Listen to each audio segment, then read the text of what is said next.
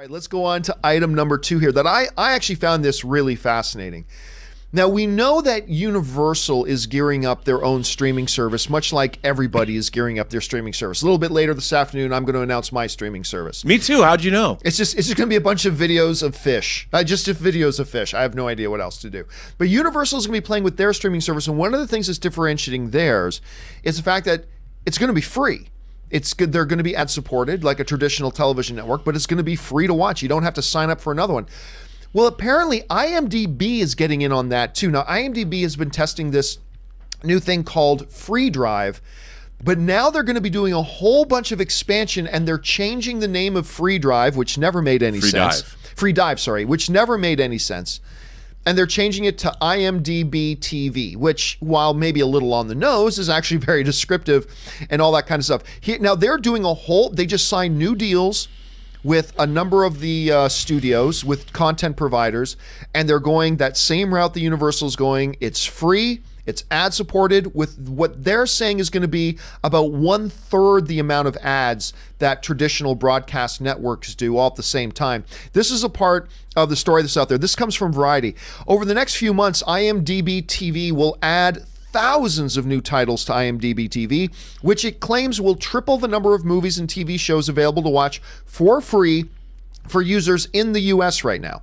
IMDb's expanded ad-supported VOD lineup comes through new deals with studios including Warner Brothers, which is getting ready to launch their own streaming service as well, Sony Pictures, which you know will do one at some point, and MGM.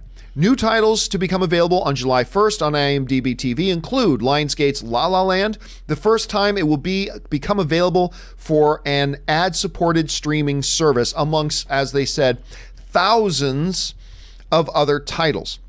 Rob, when we're looking at something like this, we've been talking a lot about how there are all these streaming services coming, and from Disney Plus, obviously Netflix, Hulu, Warner Brothers got one coming, DC is already in play right now, Amazon Prime, blah, blah, blah. And we're talking a lot about how, man, at this point, it's going to be more expensive to have these services than the old cable packages days used to be. So we're starting to see the emergence of these ideas of, hey, we're just going to let you watch it for free with some ads. In an ever-growing, crowded space of pay streaming services, do you think there's a place for things like what Universal is doing, and in this specific search situation, what IMDb TV is doing for free movies, free TV shows, with some ads and not as many ads? Do you think there's a place here for these guys?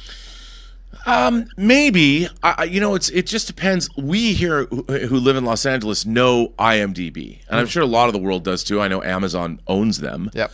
So remember, it's all adjacent, Amazon adjacent. I mean, all of this is, it all fuels a monster economic engine, and it's all driving in. But I think something like IMDb might just be able to support it, because what's interesting about the IMDb is when you're watching a movie on the IMDb, I'm sure they're going to make it easy to go from whatever it is you're watching right into someone's IMDb page and jump around, and it all is funneling your gaze into basically come over to Amazon and buy something, Right. and I think that why not? It's interesting. I mean, I'm always surprised when I go to the IMDb that there is actually content there.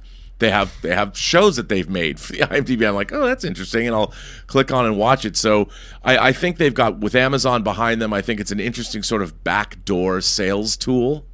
We'll see how it works, but it's all going to shake out. In the next 10 years, it's going to be really interesting as we move into the peak streaming era to see who survives those Hunger Games that are going to be fought out on for the bandwidth of humanity. Well, and I'll tell you what here.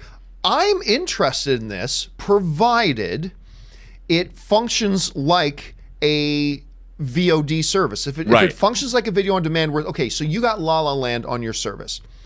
Great.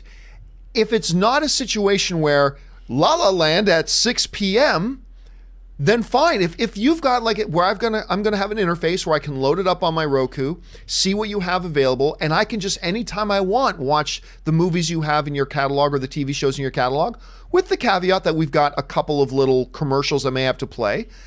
I'll tell you what, I'll be checking this service out. I'll be looking to it.